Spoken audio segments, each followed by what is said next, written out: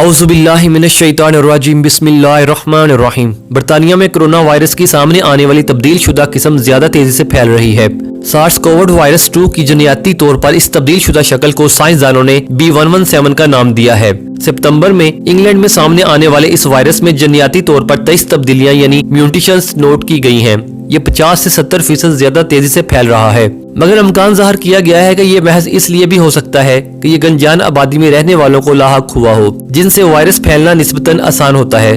दीगर का ख्याल है कि ये वायरस बच्चों में भी इतनी ही तेजी से फैल रहा है जिस कदर बड़ों में सरायत कर रहा है। ताहम इससे बचने के लिए भी वही एहतियाती इक़दामात दरकार हैं जो दुनिया भर में फैले कोरोना वायरस से बचने के लिए जरूरी हैं।